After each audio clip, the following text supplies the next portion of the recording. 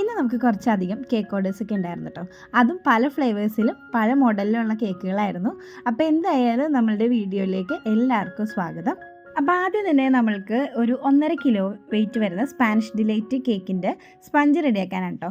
1.5 kilo എന്ന് പറയുമ്പോൾ 1 കിലോൻ്റെ ഒരു കേക്കും 1/2 കിലോൻ്റെ വേറൊരു കേക്കും, അങ്ങനെ 1.5 കിലോ ആണ് ടോട്ടൽ നമുക്ക് സ്പാനിഷ് ഡിലൈറ്റ് കേക്കിൻ്റെ ഓർഡർ വന്നിട്ടുണ്ടായിരുന്നത്. അപ്പോൾ ഓൾറെഡി ഇടയ്ക്ക് നമ്മൾ സ്പഞ്ചിൻ്റെ വീഡിയോസൊക്കെ കാണിക്കാറുണ്ട് ഡീറ്റെയിൽ ആയിട്ട്.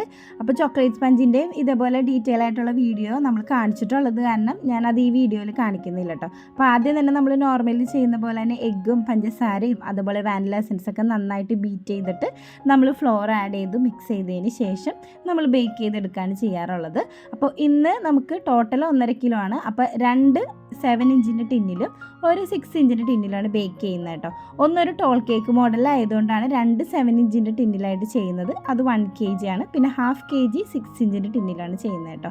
അപ്പോൾ ടിന്നൊക്കെ നന്നായിട്ട് ഗ്രീസ് ചെയ്തു, ബട്ടർ പേപ്പറൊക്കെ വെച്ച് റെഡിയാക്കി. ഈ ഒരു ടൈമിൽ നമ്മൾ ഓവൻ ഒന്ന് പ്രീ ഹീറ്റ് ചെയ്യാനൊക്കെ ആയിട്ട് വെച്ചിട്ടുണ്ടായിരുന്നു. അപ്പോൾ ഇതൊരു 30 മിനിറ്റ്സ് അല്ലെങ്കിൽ ഒരു 35 മിനിറ്റ്സും കൊണ്ടൊക്കെ നമുക്ക് ബേക്കായി കിട്ടും കേട്ടോ. അപ്പോൾ കേക്കൊക്കെ ഞാൻ ഓരോന്നായിട്ട് ബേക്കാക്കിയൊക്കെ വെച്ചിട്ടുണ്ടായിരുന്നു. പിന്നെ ഇതിൻ്റെ ഇടയിൽ ഒരു 2 വാനില സ്പഞ്ചും കൂടി ഉണ്ടായിരുന്നു കേട്ടോ. അപ്പോൾ അതുകൂടി ബേക്കാക്കി വെച്ചു.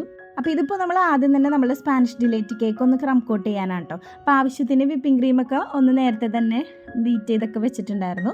അതിലേക്ക് നമ്മൾ കുറച്ച് മിൽക്ക് മെയ്ഡും പിന്നെ ബൂസ്റ്റും കൂടി ഇട്ടിട്ടുണ്ട് കേട്ടോ. ഇപ്പോഴത്തെ നമ്മുടെ ക്ലൈമറ്റ് കുറച്ച് നമുക്ക് ബുദ്ധിമുട്ടാണ്. നമ്മളെപ്പോലെയുള്ള ബേക്കേഴ്സിനൊക്കെ ക്രീമൊക്കെ ബീറ്റ് ചെയ്ത് ഒന്ന് പുറത്ത് കുറച്ച് നേരം വെക്കുമ്പോൾ തന്നെ ഒന്ന് മെൽറ്റായൊക്കെ വരാനുള്ള ചാൻസൊക്കെ കൂടുതലാണ്. നമ്മളുടെ റൂം AC കാര്യങ്ങളൊക്കെ ആണെന്നുണ്ടെങ്കിൽ നമുക്ക് വലിയ പ്രശ്നമില്ല കേട്ടോ.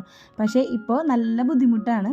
പിന്നെ നമ്മളുടെ ക്രീമൊക്കെ അപ്ലൈ ചെയ്തതിന് ശേഷം പ്രളയം റെഡിയാക്കിയിട്ടുണ്ടായിരുന്നു. അപ്പോൾ അത് നന്നായിട്ട് പൊടിച്ചിട്ട് ഇതിൻ്റെ ഇടയിൽ ഫില്ലിങ്ങിൽ കൊടുക്കുന്നുണ്ട്. എന്നിട്ട് അതിൻ്റെ മേളിൽ മിൽക്ക് മെയ്ഡും ഇതേപോലെ ബൂസ്റ്റും കൂടി ഇട്ട് കൊടുക്കുന്നുണ്ട് കേട്ടോ.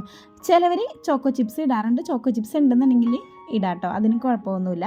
അപ്പോൾ ഈ പ്രളയം നമ്മൾ ചിലവർ മിക്സിയിൽ അടിക്കുന്നതൊക്കെ ഞാൻ കണ്ടിട്ടുണ്ട്. മിക്സിയിൽ അടിക്കാൻ ഞാൻ അങ്ങനെ ചെയ്തിട്ടില്ല. കാരണം എന്ന് വെച്ചാൽ ബ്ലേഡൊക്കെ എന്തെങ്കിലും കംപ്ലയിൻറ്റ് വന്നു കഴിഞ്ഞിട്ടുണ്ടെങ്കിൽ നമ്മളെപ്പോഴും യൂസ് ചെയ്യുന്ന സാധനമല്ലേ. അപ്പോൾ അത് കാരണം എപ്പോഴും നമ്മൾ പൊടിച്ചെടുക്കുകയാണ് ചെയ്യുന്നത്.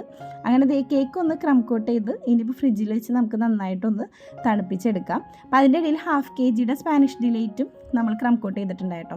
അപ്പോൾ ഇത് രണ്ടുമാണ് നമുക്ക് കേക്കിൽ വെക്കാനുള്ള പ്രിൻറ്റുകൾ. ഇത് ഷുഗർ പ്രിൻ്റാണ് കേട്ടോ. ഷുഗർ പ്രിൻറ്റിന് നമുക്ക് 200 രൂപയാണ് റേറ്റ് വന്നത്. ഈ ഒരു ഒറ്റ ഷീറ്റ് ആയിട്ടാണ് നമുക്ക് അവർ പ്രിൻ്റ് എടുത്ത് തന്നത് കേട്ടോ.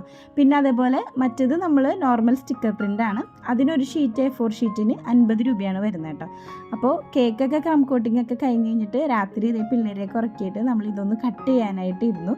അങ്ങനെ നമുക്കിത് ഫുള്ളായിട്ട് വേണ്ട, ഇത് 2 കേക്കിന് വേണ്ട പ്രിൻ്റാണ്. അപ്പോൾ ചെറിയ സൈസിലായത് കാരണം അതൊക്കെ ഒന്ന് കട്ട് ചെയ്ത് റെഡിയാക്കി.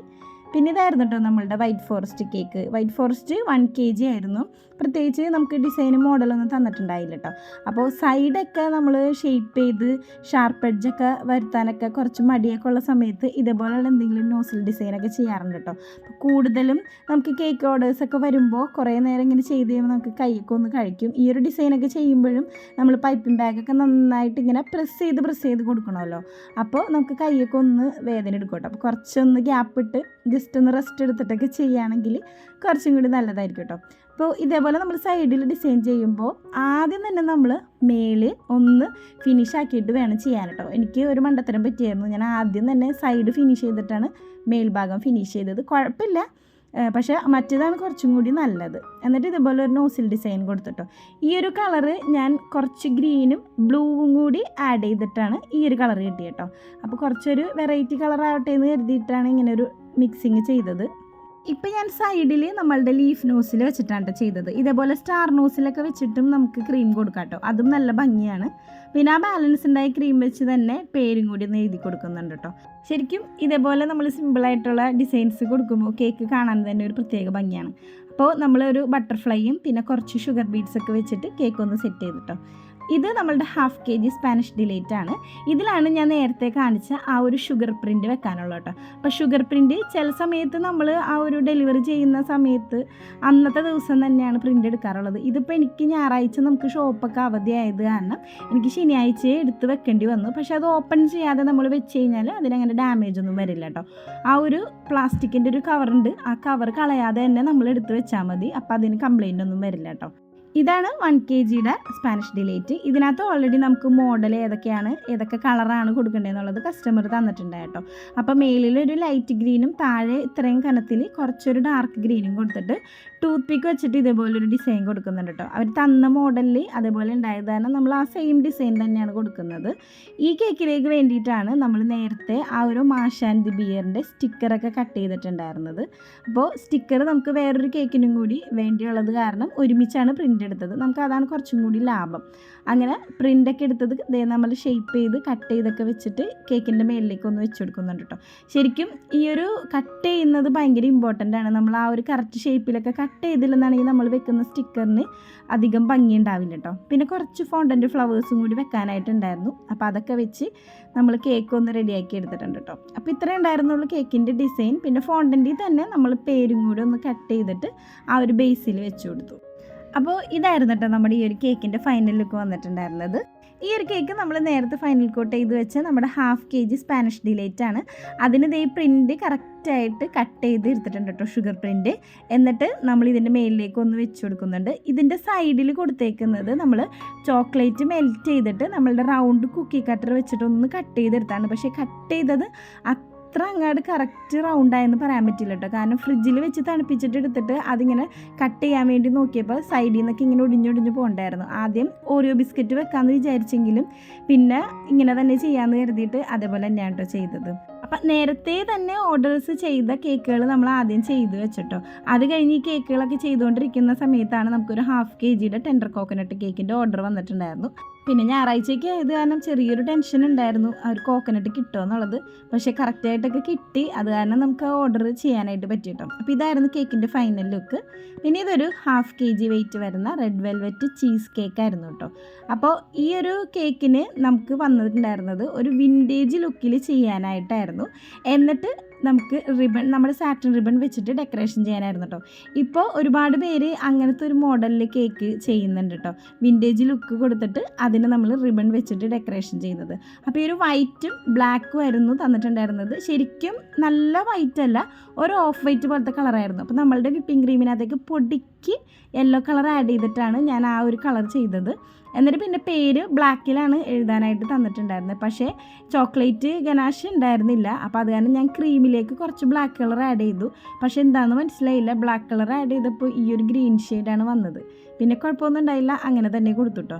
പിന്നെ അതിൻ്റെ കൂടെ തന്നെ നമുക്ക് ഈ ഒരു ബൊക്കയും കൂടി ഉണ്ടായിരുന്നു. അപ്പോൾ അതെല്ലാം സെറ്റ് ചെയ്തു. നമ്മൾ കേക്കും എല്ലാം സെറ്റ് ചെയ്തിട്ടുണ്ടായി കേട്ടോ. പിന്നെ ഞങ്ങൾ വൈകുന്നേരം ആയപ്പോൾ നേരെ നമ്മൾ ലുലുവിൽ പോയായിരുന്നു. അപ്പോൾ കുറച്ച് ദിവസമായി വെക്കേഷനൊക്കെ സ്റ്റാർട്ട് ചെയ്തിട്ട് പുറത്തേക്കൊന്നും പോയിട്ടുണ്ടായില്ല. അപ്പോൾ ലുലുവിൽ പോയിട്ട് ആദ്യം തന്നെ കുറച്ച് ഐറ്റംസൊക്കെ വാങ്ങിക്കാനുണ്ടായിരുന്നു. നമ്മൾ നേരെ ഹൈപ്പർ മാർക്കറ്റിൽ പോയി.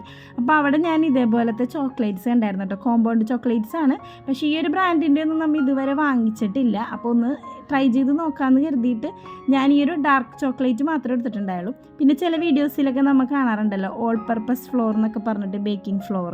അത് ഇതേപോലെ അവർ പാക്ക് ചെയ്തൊക്കെ വെച്ചിട്ടുണ്ടായിട്ട് അത് എടുത്തിട്ടുണ്ടായിരുന്നില്ല. നമ്മൾ കൂടുതലും മൈദയാണല്ലോ യൂസ് ചെയ്യുന്നത്. പിന്നെ ജസ്റ്റ് ലൈറ്റായിട്ട് കുറച്ച് ഫുഡൊക്കെ കഴിച്ചു. പിന്നെ ഇതേപോലൊരു മസാജിങ് ചെയർ ഉണ്ടായിട്ടോ. അപ്പോൾ കഴിഞ്ഞ തവണ പോയപ്പോൾ ചേട്ടൻ ഇരുന്നപ്പോൾ ഞാനും ഇരിക്കണമെന്ന് വിചാരിച്ചു. അപ്പോൾ ഈ പ്രാവശ്യം എന്തായാലും ആ ഒരു ആഗ്രഹം കൂടി അങ്ങോട്ട് സാധിച്ചു കേട്ടോ.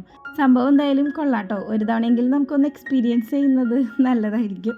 പിന്നെ ഞങ്ങൾ നേരെ തന്നെ നമ്മുടെ മെട്രോയിൽ കയറാനായിട്ട് പോയിട്ടോ. ഞങ്ങൾ 4 പേരും ഇതുവരെ മെട്രോയിൽ കയറിയിട്ടില്ല. പിന്നെ ലുലുന്ന് നമുക്ക് മെട്രോയിലേക്ക് കണക്ഷൻ ഉള്ളത് കാരണം പെട്ടെന്ന് തന്നെ നമുക്ക് പോകാനായിട്ട് പറ്റുമല്ലോ. അപ്പോൾ എന്തായാലും ഇന്ന് തന്നെ അങ്ങോട്ട് കയറാമെന്ന് കരുതി ഞങ്ങൾ പോയി ടിക്കറ്റൊക്കെ എടുത്തു. എടപ്പള്ളിയിൽ നിന്ന് വൈറ്റിലേക്കാണ് ടിക്കറ്റ് എടുത്തത്. ഏസക്കുട്ടിക്കും ഡാനിക്കുട്ടനും ഫസ്റ്റ് ടൈമാണ്. അവർ ട്രെയിനിലും കയറിയിട്ടില്ല. അപ്പോൾ മെട്രോയിലും ഫസ്റ്റ് ടൈം ആയത് കാരണം ഭയങ്കര ഹാപ്പി ആയിരുന്നു കേട്ടോ. അതിൽ കയറാനായിട്ട് ഭയങ്കര എക്സൈറ്റഡ് ആയിരുന്നു. പിന്നെ അത്യാവശ്യം നല്ല തിരക്കുണ്ടായിരുന്നു കേട്ടോ. കുറച്ച് ക്രൗഡഡ് ആയിരുന്നു. അപ്പോൾ അതിൻ്റേതായ ചെറിയ ബുദ്ധിമുട്ടുകളുണ്ടായിരുന്നു. അപ്പോൾ എനിക്കിരിക്കാനായിട്ട് സ്ഥലം കിട്ടി. ചേട്ടനും ഡാനിക്കുട്ടനും നിൽക്കുകയാണ് കേട്ടോ ചെയ്തത്. അപ്പോൾ എന്തായാലും സംഭവം നല്ല അടിപൊളിയായിരുന്നു. ഞങ്ങൾക്ക് ഭയങ്കരമായിട്ട് ഇഷ്ടപ്പെട്ടു. അപ്പോൾ എന്തായാലും ഇന്നത്തെ വിശേഷമൊക്കെ ഇത്രേ ഉള്ളൂ കേട്ടോ. വീഡിയോ ഇഷ്ടപ്പെടുകയാണെന്നുണ്ടെങ്കിൽ സബ്സ്ക്രൈബ് ചെയ്യാൻ മറക്കരുത്. അപ്പോൾ ടാറ്റ.